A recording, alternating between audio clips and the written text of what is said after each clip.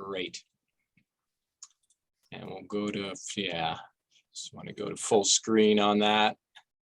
Perfect. Okay, so there's our welcome. Again, this is our spring session. Try to do this twice a year. If I just move on to the agenda, next screen, Dakota. Thanks. Okay, so we're done with our introductions and overview. The ZBA and variance process will be our first topic. Spend about 20 minutes on that, 25 minutes. Then we'll get into some variance best practices. After that, we'll pivot to our second topic, which is solar array development. A little bit of background on that and some specific land use control. Land use control information on that, and then move to some best practices that we've I guess sort of seen with the projects that we've looked at. We know solar is a really burgeoning land use issue right now, so we'll give you everything that we can to help you better understand that type of land use development. So that being said, we'll start with our first topic, which is a ZBA, Zoning Board of Appeals overview. And Dakota and I will sort of bounce back and forth on these slides, just so you don't get tired of hearing either one of our voices. I'll start off with just a little introduction to the ZBA. So Zoning Board of Appeals. Now, I know some of you are zoning board members, others are planning board members. You may think, oh, I don't need to listen to the ZBA portion of this. Well, there's a really strong connection between the two boards. And we would hope that your ZBA and your planning board are talking to each other, because there are often instances where one project may need something, an area variance, as well as a special use permit or a site plan review. And so there should be some communication between the two boards. So that's why, even though it's going to be geared toward the ZBA, there's certainly something for everyone in the Zoning Board of Appeals section here. So just some quick background notes. 3 to 5 members. That's what the law says. Preferably 5 members are better than 3 members, because what happens if somebody goes to Florida or somebody is ill? You want to have a few more members there that can fill in. Alternate members as well. The membership is 3 to 5, but adding an alternate membership is an important component as well. If a zoning code has been established, then a ZBA must be established. There's not room for other boards to take up the role of what the ZBA is. The law is very clear that if there is a zoning code in a municipality, there must be a way to offer relief to that code, and that's through the Zoning Board of Appeals. What does the ZBA do? They do basically 3 things, and 2 are lumped together in variances. They issue use and area variances, and they offer interpretations. And that's the primary function of the Zoning Board of Appeals. As I said before, they also communicate with the planning board to know what's going on in a municipality. We'll jump to the next slide, Dakota, please. Yes. Thanks. Okay, so again, what is the action by the board? What is a use variance? Just to go back to some basics here. Use variances allow for a use to happen in your community that is not permitted in your land use code. In your code, you have a list of permitted uses in every district. If someone wants to do something that is not permitted, they want to have a commercial use in a residential zone, that's not allowed through your zoning code. A use variance is one way in which they can allow that to happen, or that the board can allow that to happen. Another action is the area variance process, and that is limited to dimensional relief. Someone has something that is, they want to do something that is specified in your code to limit a setback or a front yard, and they want to vary what dimensional requirement is in your code, then they'll go to the Zoning Board of Appeals for what's called an area variance. Area variances certainly more popular than use variances. Area variances easier to obtain than use variances. And we'll talk about that when we get into how you go about issuing these types of things. Variance process, think of it as a relief valve. It's an opportunity to, if you just can't get a project through and it has merit, the ZBA can issue a use or area variance to allow that to happen. Okay, we'll move on to the next slide, please.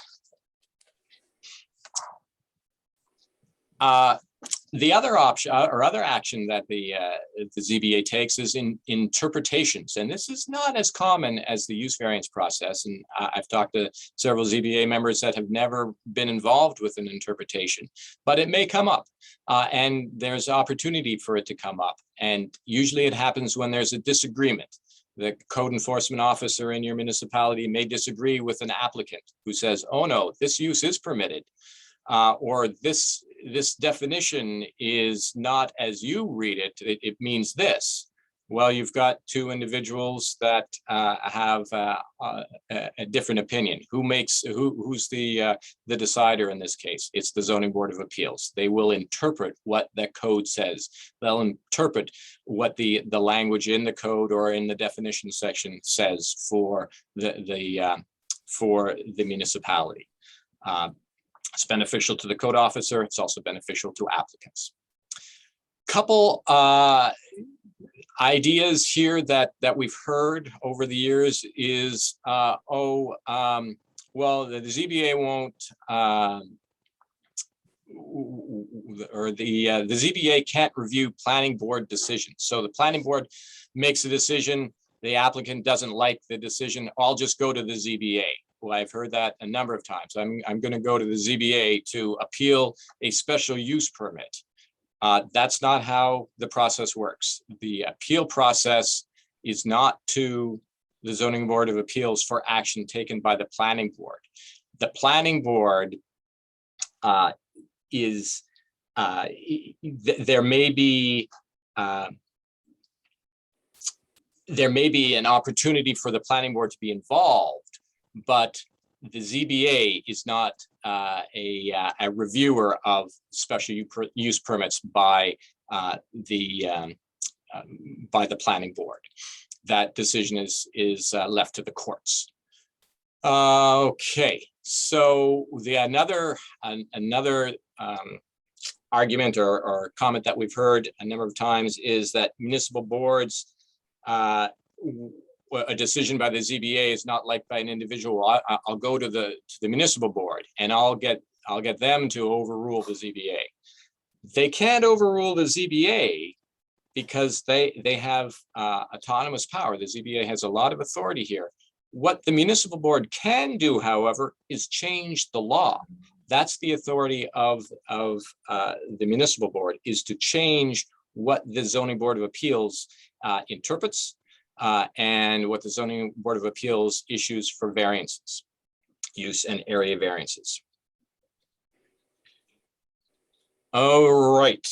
Okay, we'll move on to some specifics now, thanks to Dakota. Use, and I'll talk about use variances. Dakota's going to talk about area variances. There are two key terms here, two key words in the first sentence. The applicant must demonstrate hardship by satisfying each of the legal tests. Those two words are hardship and each. And I say that, I'll go backwards, each of the legal tests. There are 4 tests here. An applicant has to show an answer, a legitimate answer that the Zoning Board of Appeals agrees with for each of the 4 tests. Not 1, not 2, not a majority, not just 3, but all 4 of the legal tests. So it's not a question of, well, they got 1 out of 4. Well, they sort of made it on 2, but they didn't get 3. No, it's got to be all 4, or it has to be a denial. That's it. The law is very clear on the the authority of the tests being each test must be met. And how do you meet them? You have to demonstrate hardship. There has to be clear evidence that for each of those things, that there's no reasonable return. And we'll get into a little bit more detail about what does reasonable return mean. It sounds, very financial, and that's exactly what it is. There has to be some showing of some financial hardship for there to be a check beside an applicant meeting the first box. Hardship is unique. Boy, that's a little subjective. What does unique mean? Who gets to determine what unique is? Well, we'll give you some tips on how you can identify what unique is in a few minutes. Again, another subjective one, apparently, or could be, will not alter the essential character of the neighborhood. Who decides on character? You do, the ZBA members do, and we'll give you some tips on how to determine what that is. And the last one, probably the most difficult test of all, hardship has not been self-created. Ignorance of the law is no excuse. You can't say, I didn't know, or you can't say, oh, I'll buy this property and then I'll just get a use variance to do what I want to do with it. The individual has created their own hardship in that instance. So self-created hardship is a really tough test to meet. Okay, I'm gonna switch. We'll switch presenters here. We'll move on to area variances with Dakota. I just want to remind everyone, thank everyone for joining, and remind everyone, please put your name in the chat just so we have a record of your attendance. That way we can get you a certificate going forward. So with that, I'll turn it over to Dakota. Thanks, Dakota. Hey, thanks. As we move into area variances, very similar in terms of what an applicant would have to go through. However, some significant differences in terms of versus a use variance. When considering an area variance, you have 5 balance of interest tests. Sometimes we call them legal tests as well. Depends on the wording at the moment. But commonly you'll find, I just want to reiterate, commonly you'll find this information if you have zoning in your community in the administration section of your land use codes. Usually there's language addressing the ZBA, and you'll usually find this information because it can be hard to find if you don't know where it is. Some things to consider in terms of checking out an application for an area variance. Would the applicant's proposal, create an undesirable change to the neighborhood? And what is that? Well, you can think of that as, citing a variety of buildings close to a property line where that didn't exist previously, considering that kind of area variance. Then also something to consider is, can an alternative be achieved? Can you take into account the site plan and actually redesign a proposal to avoid an area variance? It definitely can be common for sure. Whether or not the variance is substantial, subjective to a degree, depends on, maybe height in a residential neighborhood, again, proximity to lot lines, front yards as well. Going from, say, a 25 foot setback to, say, the single digits. It all depends on the ZBA's interpretation of substantial too. Negative impacts on the environment. Commonly here we think about how to treat water runoff on a property if an area variance is being sought to maybe expand the size of the footprint of a building or a garage. Where will that runoff go on? Will it stay on the property, or will it bleed over into the neighboring property owner? And then again, starred here is the hardship self-created, because as Jason had mentioned, it's good applicants should know of the zoning regs in their town or village, and therefore should be aware of those particular pieces too. And what's nice about this option here, you don't have to meet all 5 of them, right? But these are considered by the ZBA when considering a area variance application. And in all, the overview of this process, the ZBA should take into account to grant the minimum variance that is reasonable when considering these types of applications. Okay. We're going to move into variance best practices, and this goes for area and use. Something to or some knowledge to share is that variances do run with the land, not with the current landowner, and that's a common question we get a lot. So good record keeping is critical there. Hopefully you find that type of information within your municipality CEO or planning board records. Town clerks, village clerks are very helpful with that kind of information as well. Conditions can always be attached to variances as well. For example, a common condition, depending on, say, use or area, could be some sort of screening, especially if the use is, out of character in the neighborhood. Some sort of screening can help accommodate that use, or even on an area variance as well.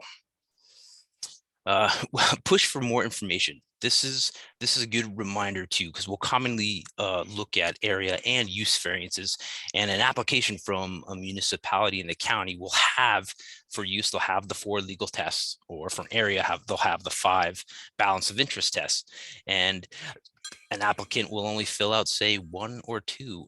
For an area variance, maybe there's some room there, but for the use, that information is critical if you're seeking approval from the ZBA. And that shouldn't feel cautious with asking an applicant to spend some time. And CEOs, they are very busy individuals, and commonly they are helping applicants with this type of information. So thank you, CEOs, for doing that for your municipalities. And then for area variances, what's a big deal? What's substantial? Is 5 feet not a big deal? 40 feet a big deal? You want to be consistent for sure. It may depend on the neighborhood. You may have a residential neighborhood that has large lots with spacious lot lines. So maybe the larger number, if someone's seeking an area variance down from, say, 35 to 10, isn't so bad. But in your older established neighborhoods where those buildings and lot lines are much closer to each other, those area variances could be substantial at the smaller numbers. But ultimately, keep consistent. Okay. And attaching more on conditions here. And again, use and area here is applicable. Reminding ZBAs to grant the minimum relief necessary. Take some time and consider this particular piece. Are there alternatives that can be achieved, especially on the area side? Looking at the site plan, can things be moved to accommodate existing regulations? Same thing for use as well. Can the use be modified? Even though the use variance is definitely the more challenging approval in the variance process, but could the use be modified to fit within the particular proposal? Also, you can think of a time allowance in terms of the variance process. You could attach that as a condition, particularly say on the use side. If a use goes dormant for a year, then that use is no longer permitted. I guess they could always seek another use variance, but it would be challenging to acquire with those provisions attached to a previous condition. And think about the location, specifics to the property and the benefit of the neighborhood. In the area, we see a lot of area variances, and for the most part, they're not too substantial, but the use could probably be the more substantial impact to the neighborhood. And you have to take that into account when looking at those proposals. Is it in a residential area? Is it in a mixed use area that allows both residential and commercial mixes? Is it industrial? So definitely keep in mind the character of the neighborhood of those particular locations. Okay. Moving on to best practices for use variances. Jason. Thanks, Dakota. Appreciate that. Good stuff there. We did get one question in the chat that we'll make sure when we get back to. It was with regard to the hardship test, balance of interest test for an area variance. How can you say that the hardship hasn't been self-created for an area variance? It's a great question. We'll keep everyone in suspense when we get when we get to the best practice slides for area variances, we'll touch on that when we get to the last one. So thank you for that question, and we'll make sure we give you everything we know to answer that. So best practices here for variances, and this is, we sort of set this up as an example of, okay, how can I actually understand what these tests mean? And for use variances, the legal tests. Pardon me. So what's the first legal test for use variances? No reasonable return on the property. Well, what does that mean, reasonable return? First of all, it doesn't mean, well, I'll tell you what it does mean. It means that the applicant really needs to show that they've tried to make a go of what they have now as the use, as something that is a permitted use in that zoning district. Have they shown you that they tried, it's a residential zone, they tried to sell it as a residence, they tried to sell it rented as a residence, they have no takers? Do they have evidence to say, hey, look, we put it on the market, nobody bought it? You know, in this market, probably someone will buy it. But in a residential zone, you have to say, yeah, we did try to use it for a residential use, or whatever use, the list of uses that are permitted in that zone, and we just couldn't do it. And we have evidence here that shows dollars and cents proof is what is actually in the law, that they haven't been able to, the applicant hasn't been able to make a go of it. That's really, that's probably the second hardest test to meet. It may not be that hard, but it's often overlooked by applicants, and they rarely will an applicant really put the effort into trying to meet this legal test.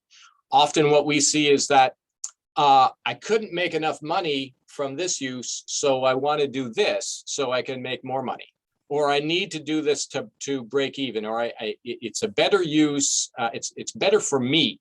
The question isn't always better for the applicant. It's what we're talking about, the community here. We're talking about the holistic, looking at it from a holistic view of what is in the best interest of the community, not just the individual that owns the property.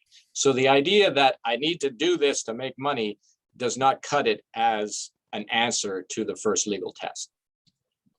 The second one, hardship is unique. And this is, again, I mentioned earlier about subjectivity here. It is a little subjective, but also it can be pretty clear. Is there something really unique about the property? Is it built on a rock ledge? Is it right next door to a highway or a roadway that is really impeding what can be used on that property? Is it unique to the zone? What this means is that not every single parcel could argue the same unique argument. We often have seen that, well, it's unique because I have a really unique idea of what I want to do with this piece of land.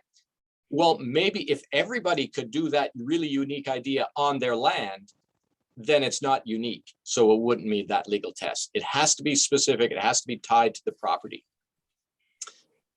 Okay, we'll go on to number 3, or next slide. Thanks. Essential character. Again, somewhat subjective. What is the character of the neighborhood? Well, you all live in your communities. You know what you want as character in your community. Maybe it's in a local comprehensive plan. Maybe it's past practice. But one thing is that you don't want to see a huge amount of increased traffic on a residential street near a school. So, or where there's a concentration of residences with small children, something like that. Traffic impacts are really a great bellwether for a lot of impacts to communities, changes to communities, changes to the character of a community by an increase in traffic flow. Aesthetics are another thing. Do you want something that is visually out of place either by size or by design in that community. Those are the kind of things that if an applicant can meet that, if they can show, no, there won't be any traffic impacts by me putting this in here, it's really not going to change the character of the neighborhood. If they go into detail, then that's going to get them further down the road to meeting this test than something like, oh, I'll just make it look nice and the neighbors are fine with it. Okay, well, if I had a nickel for every time I heard, oh, it's going to look great, I'm going to fix it up nice. We've all heard that, right? And sometimes it happens, and that's great. Unfortunately, the majority of the time, it doesn't happen.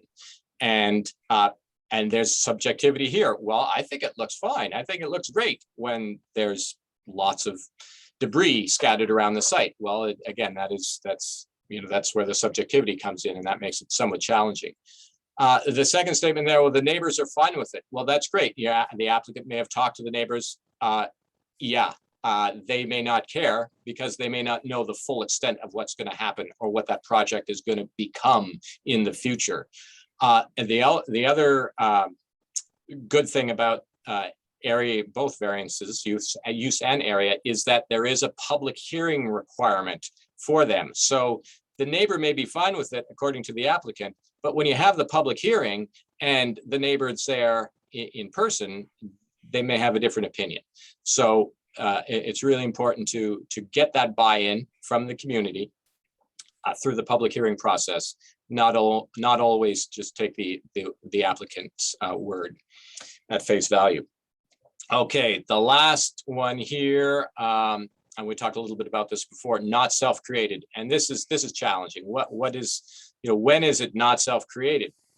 The argument that, well, I didn't know that it was not permitted. Well, ignorance of the law is no excuse. You have to know that. You have to be aware of what you can use your property for before you purchase it. So if you buy something and then decide to do something that isn't permitted, you've created your own hardship. You need to know that in advance. Now, when is a self-created hardship not actually self-created? Well, some things change over time. I mentioned earlier a roadway going through. Maybe there's a roadway extension that was not anticipated before. It impacts the property in a negative way. That's something that you didn't create yourself. That was something that happened outside of the applicant's control. Okay. I think we'll move on now, Dakota. Move on to area. Yeah. Area. Yep. I think just wanted to add one piece on not self-created for on the use side. Zoning, land use regs change, and uses can become permitted or not permitted. Those types of things too, and that information can be hard to come by sometimes, even though there are public hearings. But land use regulations can change, and therefore an applicant may not know of that information. But then again, keeping an eye on that stuff is always good. Best practice. Okay, moving back to the area side, and Michael, we'll get to your question when we get to the last point in terms of the balance of interest test for area variances. Going through the area variance criteria again. Remember the balance of interest test to consider when looking at an area variance application. An undesirable change to the neighborhood. Couple options here. Say something to consider. Structure moved closer to the road will not impact neighbors' view. Definitely something to consider and important. But consider this, not having, say, a 10-foot, granting an area variance for a 10-foot high fence in a side yard that will obstruct an intersection. And commonly, on corner lots, we will see additional regulations to accommodate that kind of piece. But you want to take into account what's going to have a more of an impact or a change to a particular neighborhood. And then again, can an alternative be achieved? Looking at a site plan, can you move a particular proposal to avoid granting a variance in any case? Granted, we hear, the path of least resistance, the spot is just easier, makes sense. However, can you move it 10 feet to the right or onto a different location on the parcel to accommodate the existing regulations? Definitely is it can happen for sure. Okay, and number 3, is it substantial? Yeah, the examples here, say a sign needs a 10% size increase, compared to a sign that will triple in size. It depends. Oh, and something. Well, maybe let me backtrack a little bit. Area variances can be granted for signs as well. In this example here, whether or not it's substantial or not, someone seeking an area variance for a sign and the size maybe going up just 10%, maybe not substantial compared to, going from a 3x4 sign to a billboard. That could be considered substantial for sure. And number 4, negative impact on the environment. If a variance were to be granted, ultimately there should have no impact off-site. All those impacts, if they are to occur, should happen on the applicant's site. And then, as I mentioned before, not this, in terms of considering runoff, if a variance were to be granted and would increase runoff into the neighbor's property, yeah, that would be cause for concern for sure. And then moving into, Michael Wheel had asked a question about self-created hardship per area variances. And what's the big difference here in terms of use and area? And I'll read what the state has in terms of language for the self-created hardship for area variances. The alleged difficulty was self-created, which consideration shall be relevant to the decision, but shall not necessarily preclude granting the variance. So ultimately, on the area side, there is some wiggle room, and the state provides that language as well. It's not as testable when compared to the use variance. There is ultimately some wiggle room, and on the area side, we're allowing for some room to breathe and accommodating unreasonable state land use regulations. Michael on the chat there, does that answer your question? And you can unmute if you want, or you can respond to the chat. So I should repeat that, an applicant for an area variance does not have to meet all of the balance of interest tests, but the ZBA has to consider those when considering granting an area variance.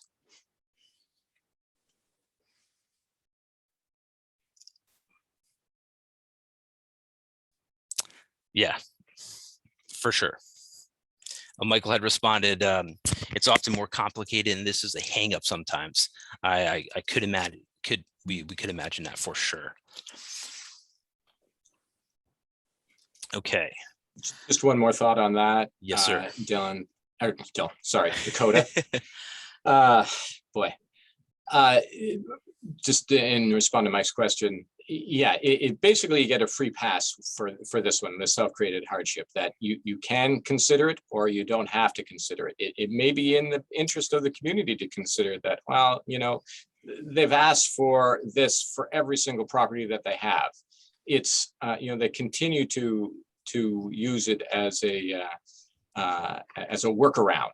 So maybe, you could say, we're going to see you've continued to do this. We're not going to allow it this time. So you have that latitude there to use it as something to back up a denial for an area variance, or you can say, well, really doesn't have that big of an impact here, and of course it's self-created because they've.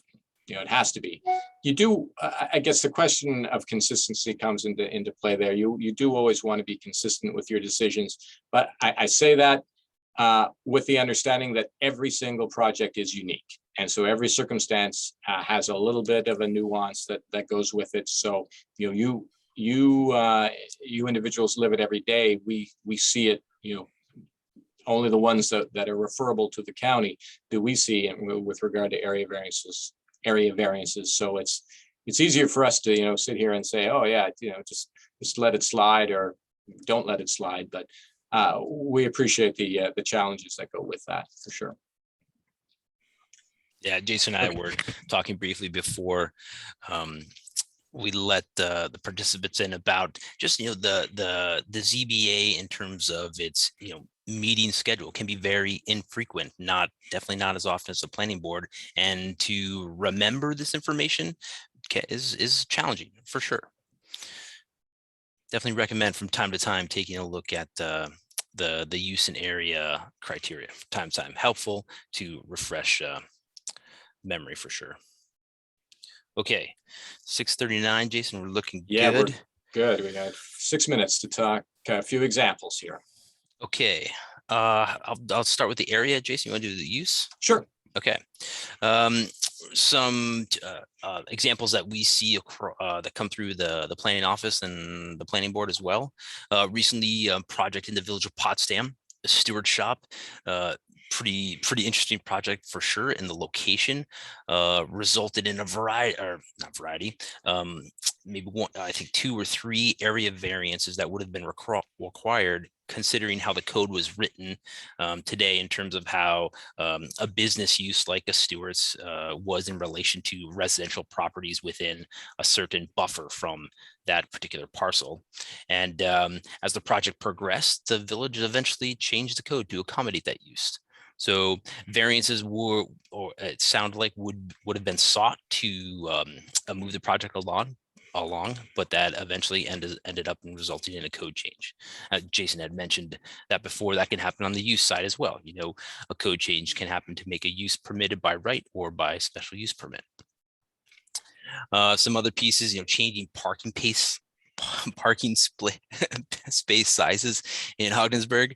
A commercial use wanted to fit a bit more parking in, so they suggested an area variance, you know, reducing the parking width from 10 feet to 9 feet. Construction of a building and pavement closer to front lot lines, another example of an area variance that was granted or considered. And then change size setback from 12 to 13.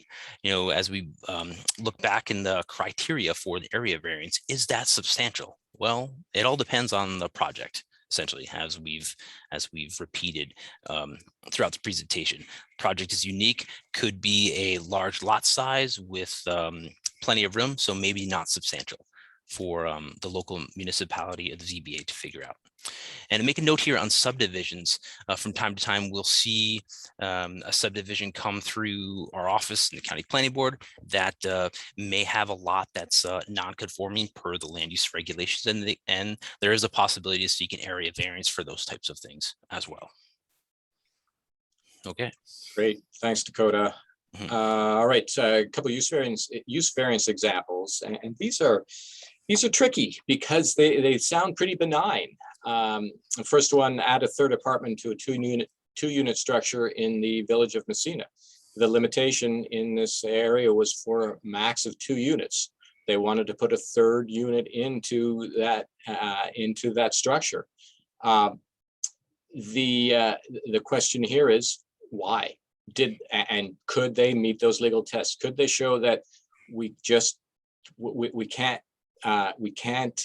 keep the units up, maintenance and everything else, without having that additional revenue from that third apartment? That would be the first test, the dollars and cents test.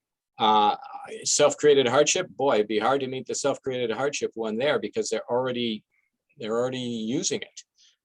So yeah, I don't know what the outcome of this project in particular was, but that I would think the first one would be difficult to meet. Next one's even maybe maybe a little more a little easier. Reopen the old Messina Metals location as a metal yard. So here we had some time lapse, right? It was a metal yard at one point. It was not for an extended period of time. It wanted to reopen as a former use. Okay, so neighborhood character will really come into play here. Again, the dollars and cents legal test might be challenging. Self-created hardship, not sure really how you would meet that one, other than possibly saying there was a hiatus for the business. So these that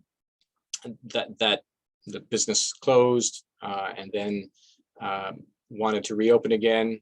You know, the use itself was not going to be that different from prior uses, but it's tough. It's a tough decision to get to all 4 legal tests being met here. Last one, construction of various small structures on an undersized lot in the village of Waddington. This is an interesting situation where an area variance was initially sought for a residence. Area variance was denied because the lot was too small, couldn't fit a residence in there. So the applicant wanted to do something else. They didn't want to use it as a residence. They just wanted to use it sort of as a recreational lot where they were going to have a pergola and a screened-in gazebo and a change room with a bathroom facility. And it was really a interesting project. The use variance aspect comes into it because there were accessory uses on a project or on a parcel. However, there was no primary use. There was no primary residence. So they were asking for accessory buildings to something that there was no primary. So that was the requirement for the use variance. The use itself wasn't that intrusive, if you will, but it was challenging. So in terms of outcome, I'm afraid I don't know the outcome of the first one. The third one was granted, and I just want to, someone put something in the chat. Local knowledge is always the best knowledge. For the metal yard, if it had the variance initially, wouldn't be granted this time.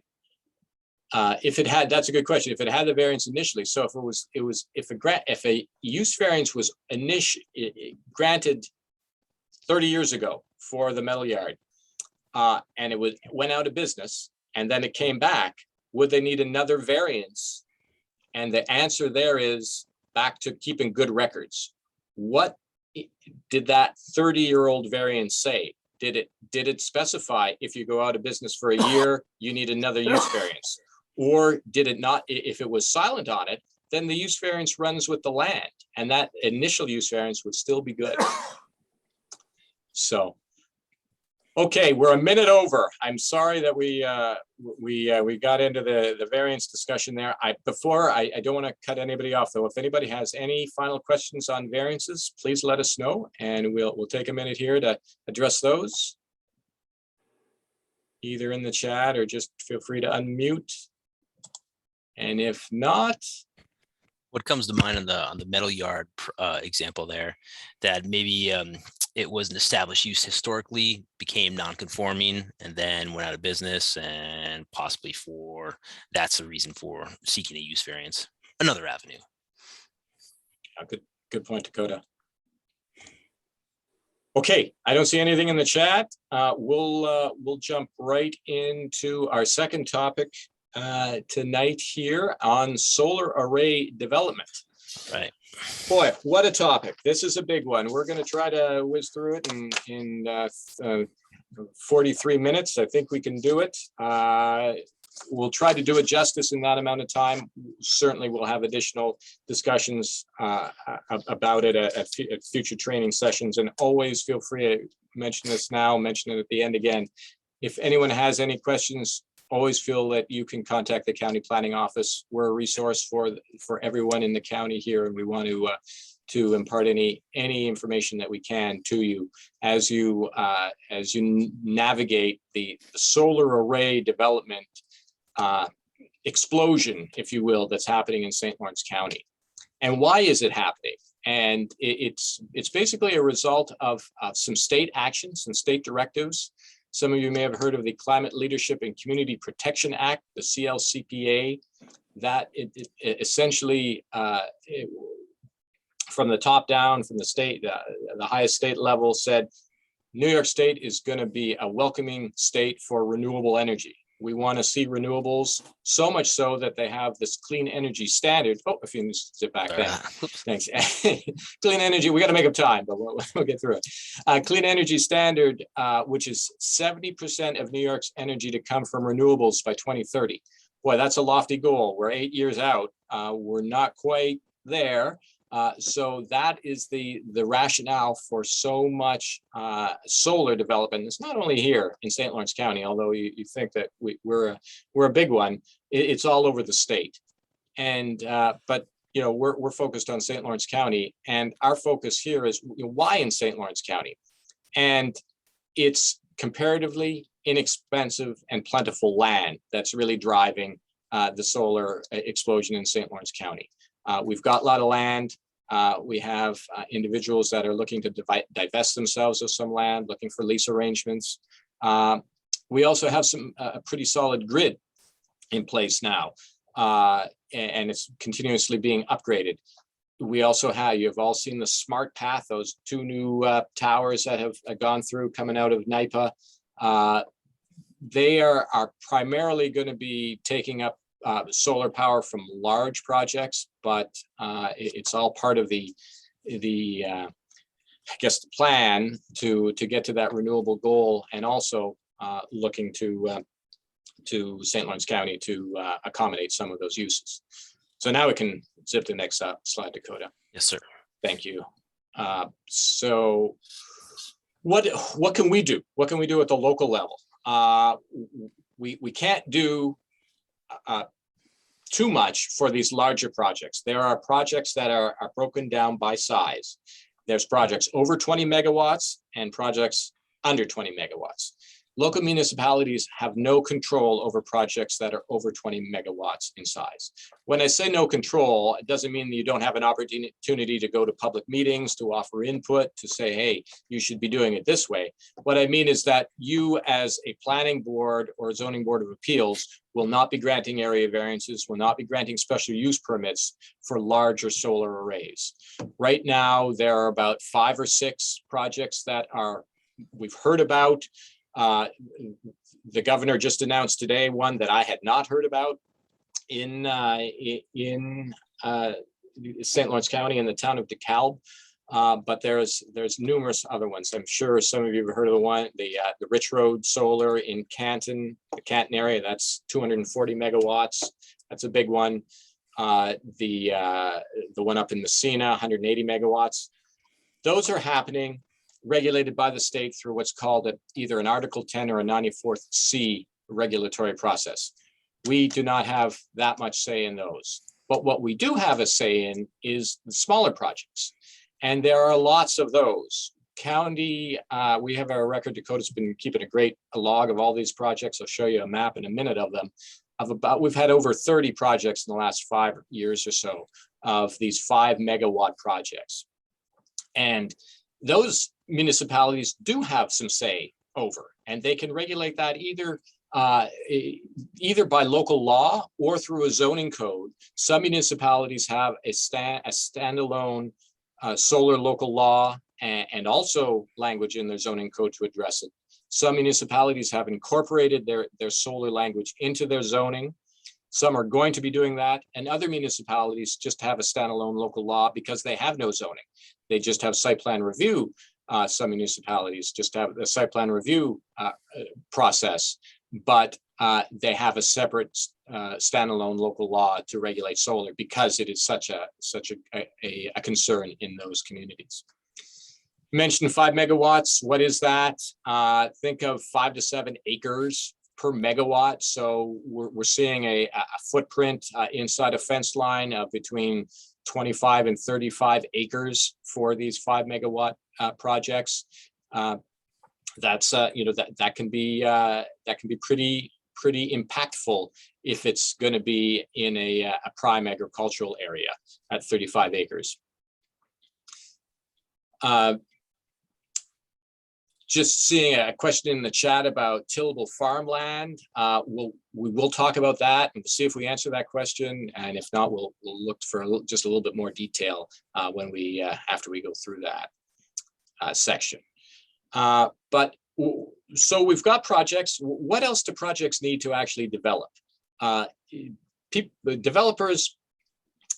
It's interesting. We've seen a whole cross section of developers. Some are pure snake oil salespeople, and I don't mean to be too derogatory, but we have seen some projects that we have spent taxpayer money reviewing that have gone nowhere because they were never going to go anywhere, because they're purely speculative by developers. They did not have some of the external supports that really need to happen before a project's going to go forward. And what are those supports? Three-phase power. If a solar array is going to be developed, it really needs to get that power somewhere, and that requires the existence of three-phase power.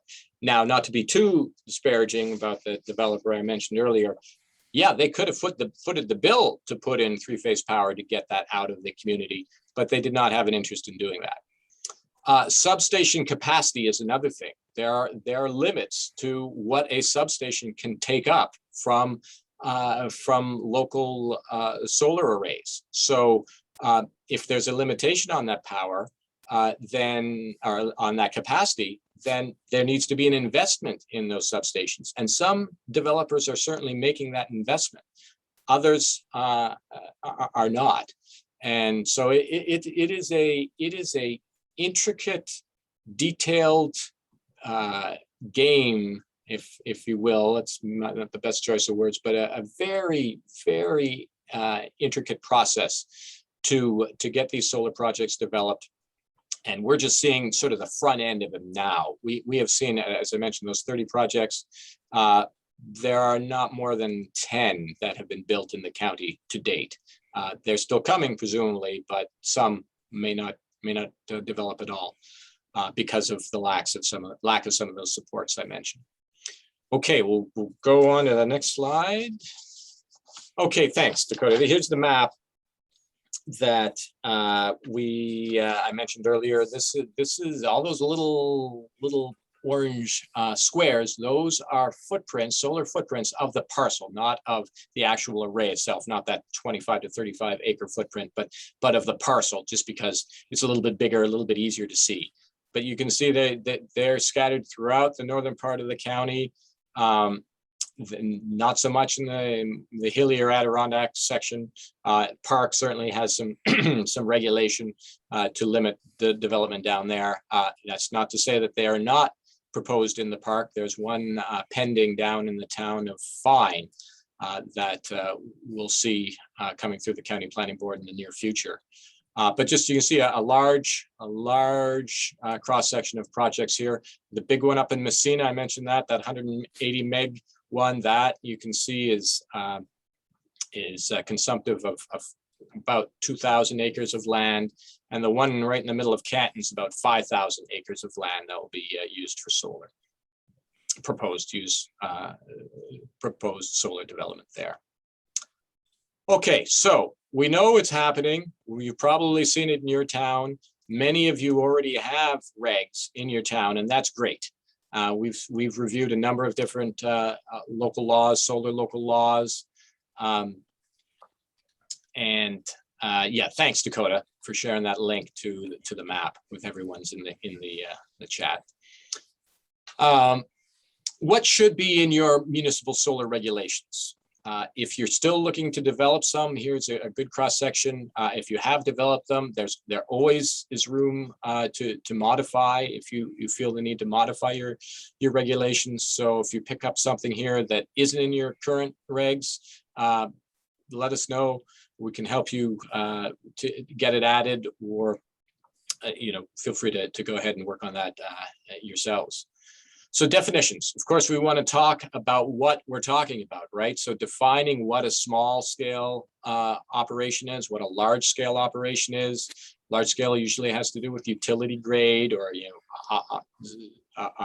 selling power back to the grid. Small, depending on how you want to define it, it could be a rooftop array on a residential structure. For municipalities with zoning, specify where you want the arrays to go. Do you want them everywhere? Do you want them in residential zones? Do you only want them in commercial zones or in industrial zones? Specify that up front. That will make your life a lot easier with reviews, because you will limit where that type of development can go. Some clear and specific design standards. The clearer you are, the better. The more specific, the better. It's always easier to go and say, well, you should be considered, or minimize. We've seen that terminology a lot. Minimize impacts. What does minimize mean, right? Give some examples of, we want to limit how much development can be on prime agricultural land to a percentage, not to minimize it only. So clear and specific design standards. Other things to consider there: buffering. You want to buffer around these developments for impacts, offsite impacts, visual impacts. They don't make a lot of noise, so that's a good thing, but they can be, depending on where they are, they can be unsightly. Lighting. What kind of lighting is going to be associated with it? That would go under design standards. Signage, fencing, all those sorts of things. The decommissioning plan. What's going to happen in 30 years when this thing goes away and the developer is nowhere to be seen? How are you going to tear it down? Do you have a decommissioning plan with a specified bond that will allow for a payment and an escalation in that payment should the developer, the owner, go out of business and you're stuck with a defunct 35-acre hunk of glass and metal? What do you do with it? How do you get it back to its original state? That's a very important component. And often we've seen many that in the decommissioning plans that applicants will provide, they actually roll in the salvage value of the product of the facility, all the metal and the glass and everything, into reducing how much they actually are going to pay. They say, oh, we'll get so much in scrap value for this. Well, no one knows what scrap value is going to be like in 30 years, including them. And it's very difficult right now to recycle solar panels. What do you do with the heavy metals in them, the glass, that sort of thing? So there's some considerations there that should be in a decommissioning plan. You want to make sure that the applicant, that you specify in your law what should be in a decommissioning plan, and have the applicant stick to it. Special use permit requirements. Here is where we sort of we segue between the zoning law and the local law. Special use permit requirements may be in your zoning code for how you actually want to see these projects develop. It may be in your local law. It may cross over. Again, for communities without zoning, special use permits are not in play here. Those are only reserved for municipalities with zoning. But we've seen a number of codes that have specific special use permit standards for solar arrays in their zoning as well as in their local law. Just some considerations there. I think we'll move on to a couple more that Dakota's going to talk about. Okay, we had a question in the chat, Jason. Thanks. Well, from Lawrence: effect on solar on airport traffic / small planes. Yeah, we can get to that, but does Northside come to mind in terms of what they did to accommodate? Northside's the project in Messina, Brazier, and Norfolk. Right. Yeah, I can speak to that a little bit. Another good example is in Potsdam. There is an array right next door to the airport. And it can happen. They can co-locate. There has to be orientation, so there isn't glare from the panels that would impact the air traffic. They also have a glare screen they can put on the panels so that they don't actually reflect directly off of the panel. But there are workarounds. So yeah, good consideration. Certainly something you want to have as it could be as either a design standard or a special use permit requirement. Make sure that they're not going to impact the airport. Setbacks from airport runways, that sort of thing, are all things that should be considered in a regulation for solar. Okay. Continuing with what can municipalities do for solar regulations when considering agricultural land protections?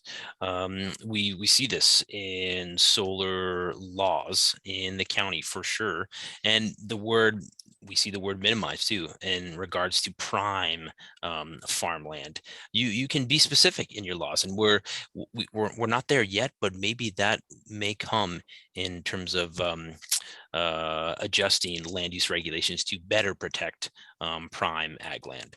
It can be identified by soil type. All of this data, this information exists.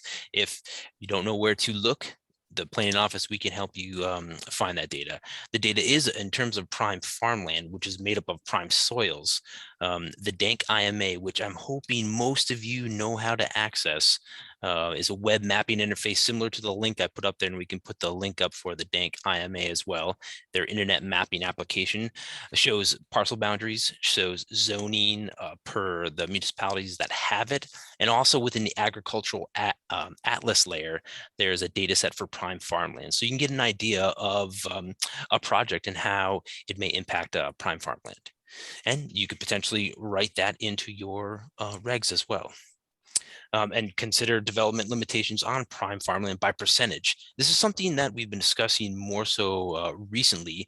And with our help, some of you may know Matilda Larson, our colleague here in the planning office, who continues to help with land use projects. She did calculations for prime and prime if drained per municipality in the town. And from there, we could get a better idea of how much, if we were to limit it by percentage, how much it actually would potentially take up within the town. And I think what it's coming down to, maybe there wouldn't be a 50% threshold for the whole town, but maybe limit that percentage down per project to somewhere even as low as, if a solar project is proposed on a particular parcel, that the solar project can only displace about 10% of prime and prime if drained soils. Something in addition to keep in mind in your code is the promotion of agrivoltaics. We are seeing this in across the globe, across the country as well, in more populated environments. They have some resources here to have sheep and goats grazing on these arrays. The arrays that we're seeing at the municipal level, as Jason mentioned, are up 5 megawatts, say 25 to 30 acres. But on the grazing part, we are encouraging developers to produce this, a potential contract for grazing operations, but really don't have that infrastructure up here yet. Maybe that's coming. It's happening in other places throughout the state. It may happen up here. Well, it remains to be seen. More so recently, we're seeing in applications as well, developers put in language for pollinator species. After their array is set up, they plan to plant a whole host of native pollinator species underneath the array. So just another option to encourage some sort of continued agricultural use on these particular sites, if they do, in fact, have a solar array sited on them. Okay, continuing the same theme, language about property operation and maintenance plan. To kind of go, the grazing operation kind of fits in here in terms of vegetation management, but commonly we'll see details on how often they will visit the site. What is the landscaping plan? Are they going to be using herbicides to treat vegetation? How often are they going to mow it?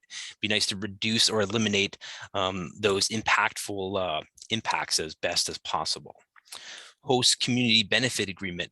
We are seeing these being negotiated as we speak in certain towns in the county. The town can negotiate with the developer in terms of some sort of funds that can come back to the town to be used for projects that are chronically underfunded in the town. Definitely something that should be on the table so the towns can realize some sort of benefit from that. Power purchase agreements. We've been seeing this in the press, I'm sure you all have as well, of some sort of community scale buying, purchasing option. hopefully this will come to play out in our case here to reduce electricity costs in the county. And we're seeing that developers are offering that as well. I'm sure some of you, I've received them in the mail from one developer in particular called Nextamp, is commonly mailing out flyers about reducing, signing up with them for community solar and reducing your power bill 5 to 10%. Maybe the power purchase agreements that are built from, say, the community or from the municipal effort, maybe there's more savings to be had. Pilot, payment in lieu of taxes. We definitely see this language in solar regs to remind developers and municipalities to begin negotiating with developers about this particular piece. And what a common avenue is to use the St. Lawrence County Industrial Development Agency, the IDA, to help negotiate a pilot for taxing jurisdictions. That be the school, the county, the town, and the village. And I should reference there that when a developer sends out, say, they'll send out a pilot language letter to a taxing jurisdiction. Oh my goodness, I can't say it. They'll send out this letter to the jurisdiction, and the jurisdiction has 60 days to respond. And if the jurisdiction does not respond within that 60 days, then that pilot time limit has expired. So the taxing jurisdiction could lose out on potential pilot there. Okay, before I go on to the next slide here, got a question. If you already have an agreement, will the town agreement give us more savings? From Lawrence. Oh, that's a good question. I'm not sure on that. Jason, I think he's saying if you have a personal, say like the developer Nextamp, we sign up for a 5 to 10% saving, then your municipality also does some sort of power purchase agreement. Could you reduce your power bill that much more? Yeah, I don't know the answer to that. Yeah. I think that it all depends on how that deal's negotiated and what you have in place already. So it would really be tough for us to answer that question. I think how's this for an answer? It depends. How's that? Sorry, I can't be more specific. Okay, Jason, this one's you. Or am I 21? Yep. Okay. Is this me? I believe so. I could keep rolling though. I can talk to it. Sure. All right. Yes. Okay. Encourage solar developers to talk with you at the earliest possible stage before a site is selected. That's something that is really has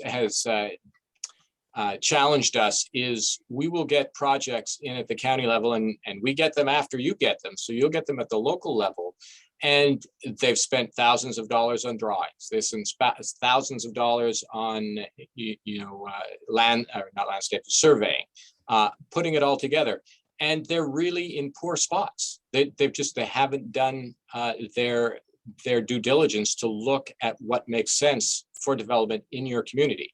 What they've done, and we've got this directly from the developers, they send out a scatter shot of hard copy mailing to municipality residences, to homeowners, and say, hey, are you interested in having solar on your property? And whoever responds, that's where they pursue. Well, okay, that's one way to do it, but wouldn't a more logical way of doing it is to look at some maps, look at where community actually allows for solar to happen, first of all, in what districts solar is permitted. So getting municipalities involved or getting developers involved as early as possible is really a key to getting the best location, first of all, and the best project.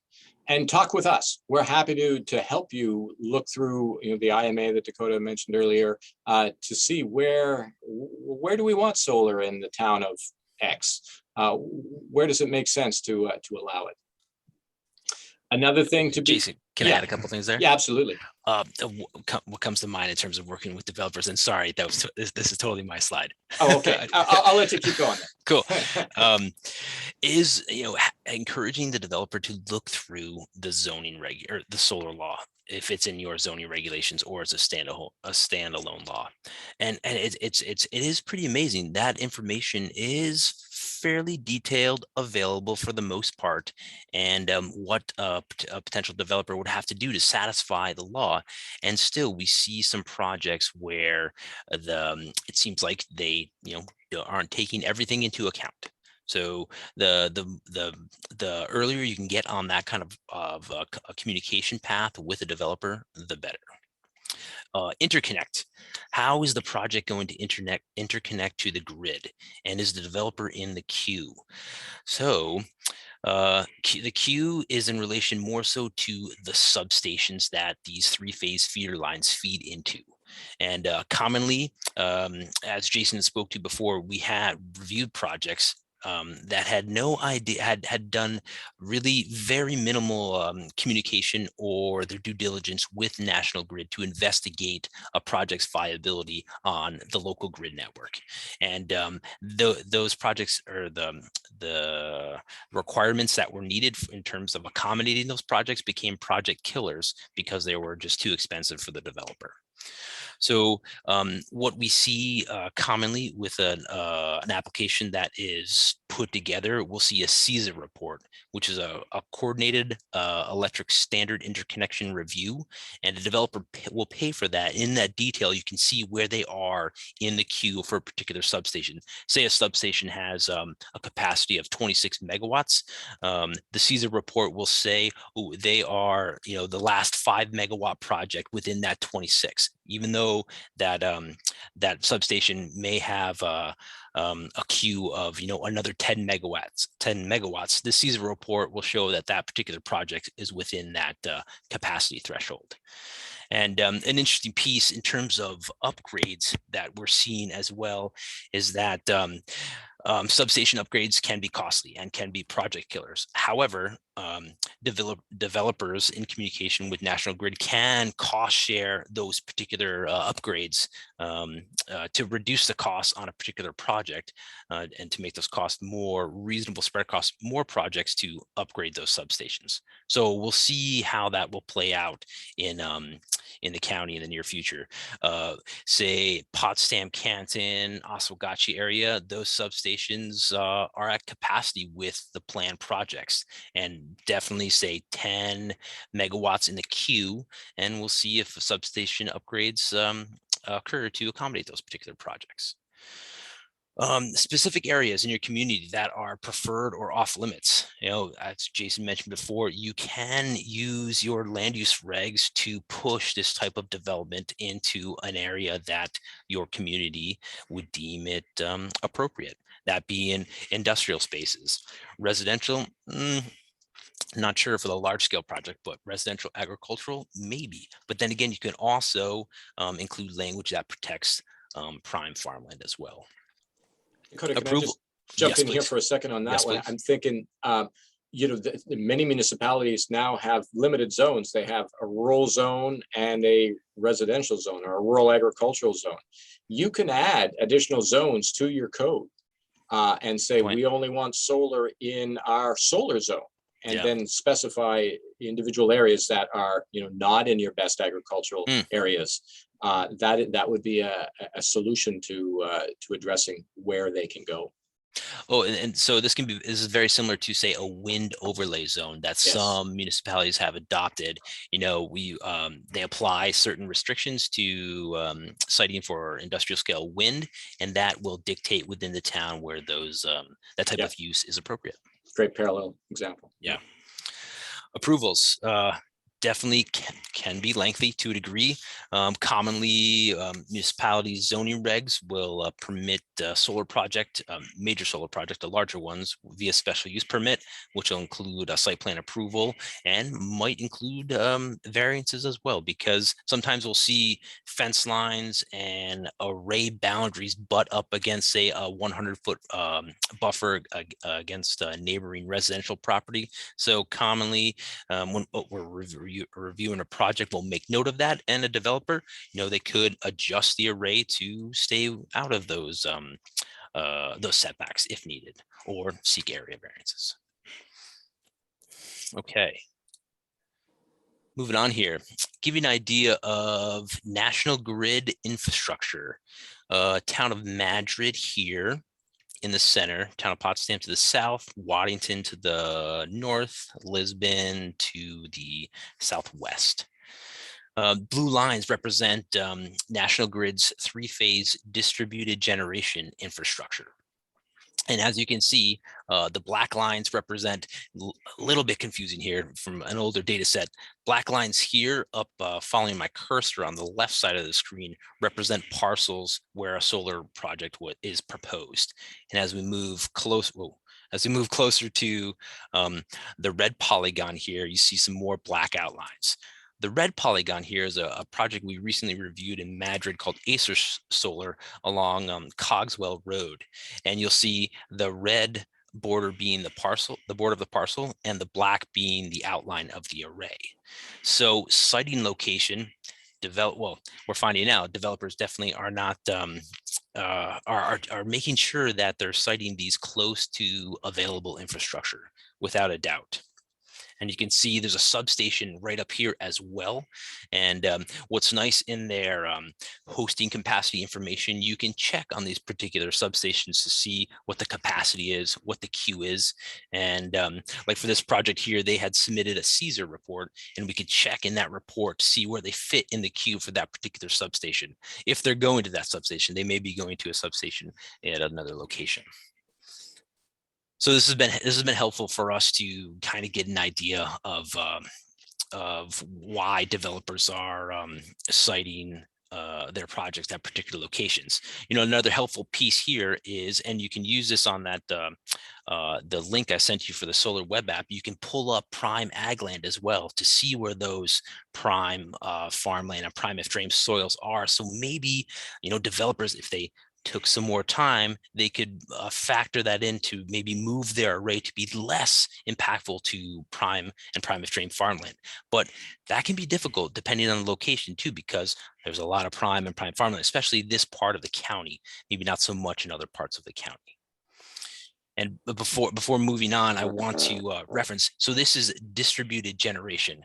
What we don't see on their hosting capacity maps is their transmission infrastructure, and they have three-phase transmission lines, but it seems like the component that is important there, connecting a solar project directly into the transmission line, is more expensive than the distributed generation lines. So projects are going to take that path of least resistance, or developers are going to take that path of least resistance and check out where these three-phase infrastructure or the three-phase DG infrastructure is, and take that approach.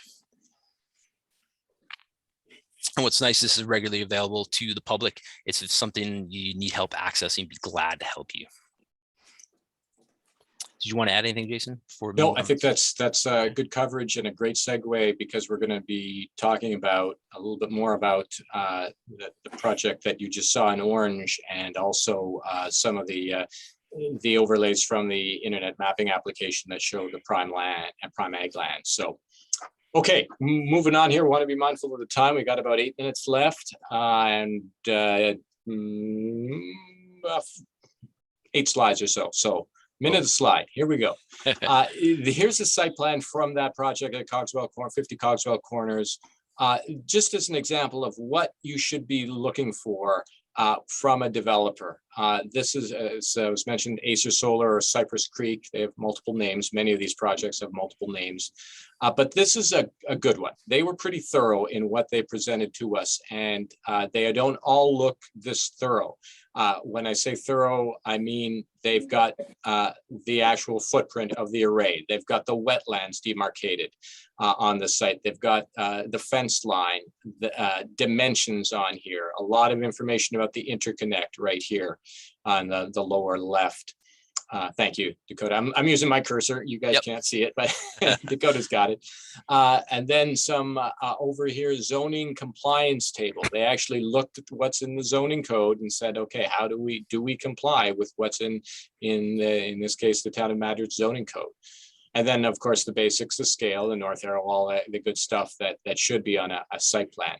So use this as an example as something that, okay, if we're going to get one from a developer, we want to make sure that they meet the standards of what we ask for with the site plan. All right, we'll go on to the next slide. So zooming in a little bit more, here is some aerial imagery of the Cogswell Corners array. This is like a 4.4 megawatt array, so about 25 acres or so inside the black outline there, which is the fence line. And you can see that this is going to be consumptive of what appears to be pretty prime agricultural land.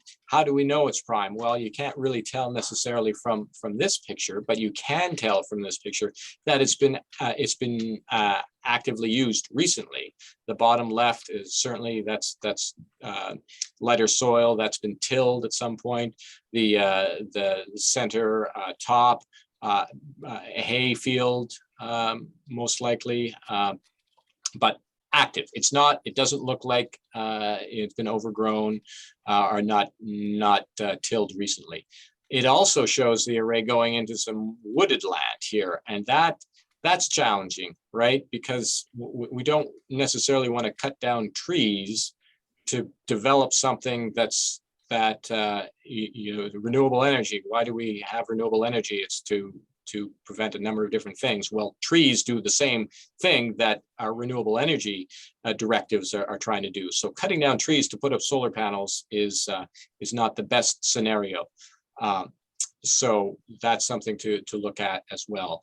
We'll go on to the next slide here, and same image on the next one, except we've got a little bit more information now. Now, again, taking this information from the publicly available internet mapping application from the Development Authority. We'll get you the link at the end of the slideshow here. You can see that, again, the black outline, and we've got the darker green is all prime farmland, and then the lighter green is the lightest of the green. There's one in the middle if you're looking at the legend, the one in the bottom, prime farmland if drained. So it may, this in fact was not tile drained, but if it were tile drained, then the whole area inside the footprint, inside the black line, would be prime agricultural land. And that's something that is very finite in the county. St. Lawrence County only has 19% of its land is considered prime. And that 19% doesn't mean that that's all accessible for agricultural use. That means that, there's a lot of forest land that has prime soils underneath it. A lot of land in municipalities that have buildings built on them have prime farmland. So this is actually even less than 19% of where we have prime farmland that is being actively used for agriculture. So something we want to be careful to protect. Okay, we'll keep going. Another slide here. Oh, yes. I think we're back to Dakota. All right. Yep. We're back. Thanks, Dakota. This is an example of what we use in our project review. If a municipality has zoning or a local law for solar regulation, we'll pick apart the particular features of the law. Say maybe it's made up of articles, and write down, we'll title those in terms of where it is within the local law, and we'll address the feature on the left side, and we'll address how it's required. If the applicant provided that information, is it satisfactory? And then we'll comment on it as well at the county planning board level. And we are charged with assessing countywide impacts of these projects, and one of those particular pieces that we find helpful is helping municipalities interpret their own land use regulations, and that in itself is a countywide impact to make sure that projects are following local land use regulations in your communities. So commonly when you'll see a project review, this type of detail is what we send back to the municipalities.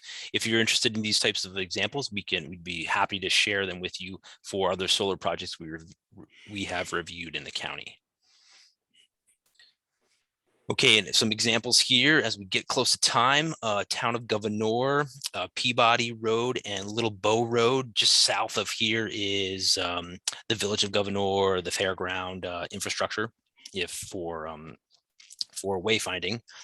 Just give you an idea of where maybe a better parcel is to be used in terms of siting solar. 126 Little Bow Road has just a little bit of prime farmland if drained, and we would look into that particular parcel to see if it's tile drained or not. So maybe that's a better location when compared to 218 Peabody Road that has a significant chunk of prime farmland if drained. And if that parcel, if that farm is tile drained as well, then it only boosts the productivity of those soils potentially.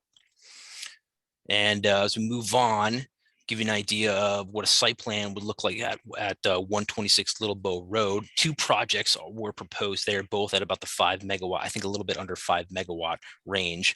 But you can see how the array was proposed on that particular parcel. And an interesting piece with one parcel, there's National Grid has an interesting regulation that one parcel can only have a certain amount of megawatts. So this parcel was actually subdivided to accommodate both projects. And we saw that in another project in the town of Lawrence, where they had, like a 150-acre parcel. They had two projects planned on that parcel, but they had to subdivide to separate per the amount of megawatt wattage allowed. And that's a National Grid regulation. But look at the site plan here, you get an idea of the access road coming from the road through the farm and then around the eastern edge of the array and up to the northern array as well. And probably a good location for siting a solar array because of the impacts to prime farmland are not as significant. Okay. Resources. Jason, any more thoughts in terms of solar? Oh, there you. Yep, all right, there you go. There we go. I'm looking at the time, 7:30 on the button. Boom. Here. We won't keep you too much longer. Of course, happy to answer any questions if people do want to stick around. But just some other training resources here. That was a good cross section. What Dakota was talking about with solar. We've got more information here. A really good resource is Tug Hill Commission. This link, they just updated this in 2021. And it has a lot of information from the state as well as local examples of land use regulation, local laws, that sort of thing. Ecode 360, if you're looking at for other examples of what other municipalities throughout the state have done, this is a great library. Some of you I know are on Ecode 360. Can be very helpful to see what other communities are doing. The Dank IMA referenced a number of times. That imagery that we pulled up, some was from Dank. And Department of State, always a good resource for training. Here's their 2022 schedule. Planning, SLC planning project referral information. We need to see projects, as you know, within 500 feet of municipal boundaries, agricultural districts, county or state highways. That referral map will show you where actually parcels are that do need to see a project referred to the county. And then some other planning resources on our website as well that Dakota's been doing a great job of keeping up to date. And sorry, we're a couple minutes over. Just want to take a quick look in the chat here. If there are any final questions, feel free to throw them in the chat or unmute is fine. And we thank you for your time. We will look to get certificates to you in the next little while. Again, last comment, put your name. If you haven't put your name in the chat, please do so. That way we'll know who was here and we will get a certificate out to you.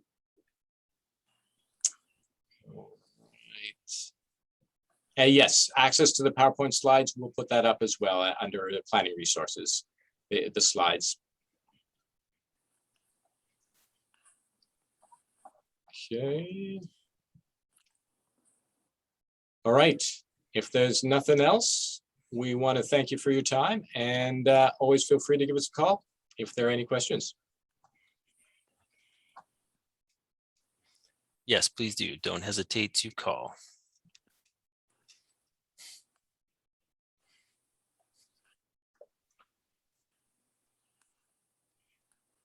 Okay, I think we're probably okay. Okay, you can Yeah. stop recording too if you want there, Yep, Jason. I will do that. Thank you. Great.